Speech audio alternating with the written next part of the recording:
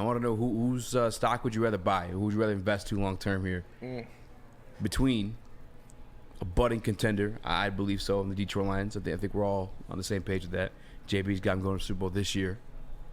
Or a team that arguably is a year ahead of this franchise, although one that you beat, the Jacksonville Jaguars.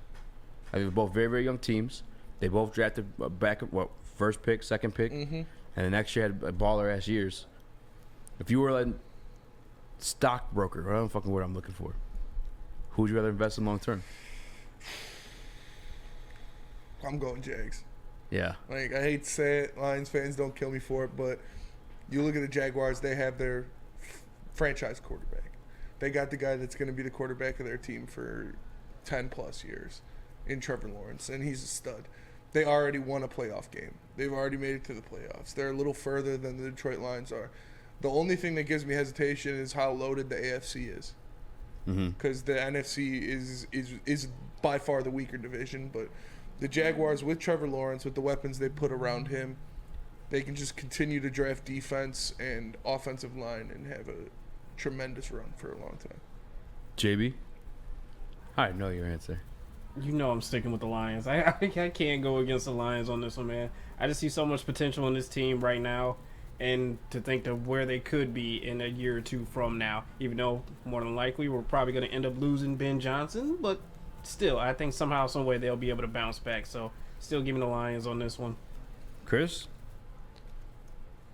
I am going to go with the Lions, and it's because of Brad Holmes at the end of the day. Now, obviously, I'm not as familiar with Jacksonville's drafting and, you know, and their whole regime, but what I've seen out of Brad Holmes is hit after hit after hit, and that's something that you just don't see in all of sports. You don't see that in many general managers, and so when you have somebody like that at the front of your offense or office, you have that. I mean, you can't go wrong. You're just setting yourself up for repeated stability and sustainability.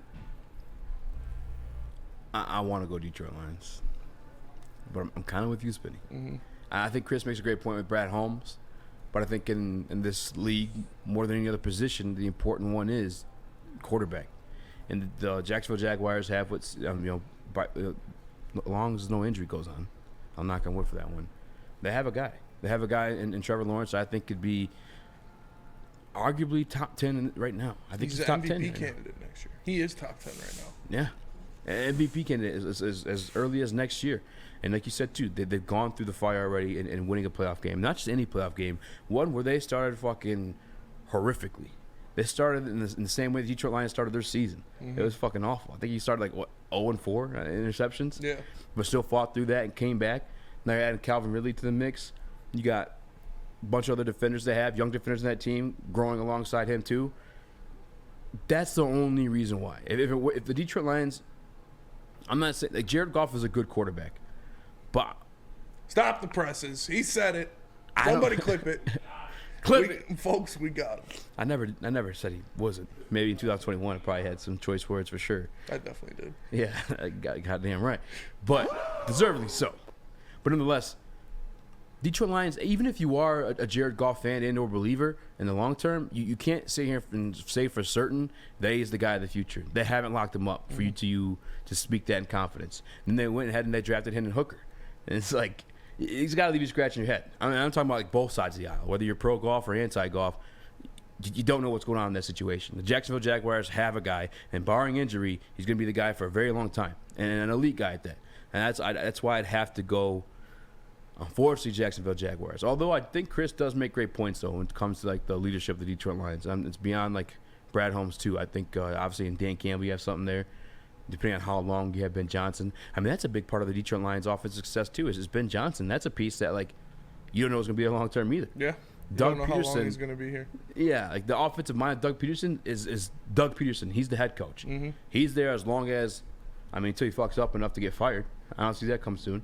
Former Super Bowl winning champion or Super Bowl winning head coach, a former offensive coordinator under Andy Reid. He's got a great offensive mind. Where our offense, as of now, you could give Dan Campbell however much credit you want to give him for the restore of the offense in 2021 towards the back half of it, but that was from Ben Johnson, bro. Because Dan Campbell was also the guy. Again, love Dan Campbell, but he was also the guy they handed the offensive coordinating duties to Anthony Lynn. Yeah. And you saw how that went. Mm-hmm. And let's be real about it too. Love that he kept Ben Johnson, but Ben Johnson was already here when he joined the Detroit Lions. Ben Johnson was part of the Matt Patricia regime, and he decided to keep him. Thank God he did. Didn't pull a John Beeline. But John Beeline. I think your mic's off. Haha. Is it broken? Is it unplugged or something? Well, I'm listening. Oh, I think I heard something. Yeah, his is I'm back. unplugged. Yeah, you're good now. Okay. I was just saying, isn't that though a point, like a counterpoint you can also use both for and against depending on what side of the argument you lean? Because although yes, Ben Johnson and Aaron Glenn have been great coordinators for this team and probably are set up to be future head coaches, the fact that you have Brad Holmes and Dan Campbell in the position that are going to, if they find somebody, or if or when they find somebody that they recognize as brilliant, put them in the right position, which ultimately puts their team in the best position to win. So I think there is some value in Dan Campbell stepping aside and delegating these roles to other people rather than just the Ben Johnson? Yeah. Like you're saying, like him finding another Ben Johnson? Not necessarily even finding their Ben Johnson, but just most coaches, this coaches are competitive and they have egos and you know they make their decisions, and having a coach that's willing to do what's best for the team and maybe delegate roles and regulate things that most coaches wouldn't do. I think it's better to have a head coach in place that's what his specialty is, like a Doug Peterson or an Andy Reid or Kyle Shanahan or a Sean McVay or somebody who's that great offensive mind. Because don't get me wrong, Dan Campbell looks like he's going to be a great head coach in this league, but you got to keep replacing those guys. How long do we know that Ben Johnson's going to be here for? How long do we know that Aaron Glenn is going to be here for? So to lose those guys would be a big hit. And Tanner Strand he looks like he is the next in line to fill the role when Ben Johnson leaves.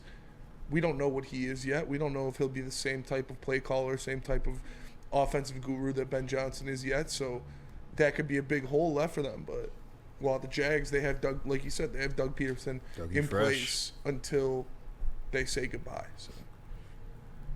Yeah, and that's the other part too. Is like I point to the quarterback over there in Jacksonville. That's say what you want. I can't with the Jared Goff thing, but we just don't know what it is long term yet. Mm-hmm. And that's a good sign. But then you talk about the leadership in the Detroit Lions. Well, they have that too in Doug Peterson. That's a guy who literally went out there and won a Super Bowl. And like I said too, as we're dependent on Ben Johnson for our offense, that's their offensive mind. Former NFL quarterback, a former player coach himself too, or current player coach. And they've dealt with adversity already. They were down 25 points in a playoff game on the road. Yeah, and they came back and won. So it's not something crazy to say that they're in a better situation when you look at the head coach quarterback combo. And you could have good leadership and still end up failing in the end of it. Like I look at an example who I think is, I don't want to say he's underrated. I think he's still respected around the league, but Mike Vrabel.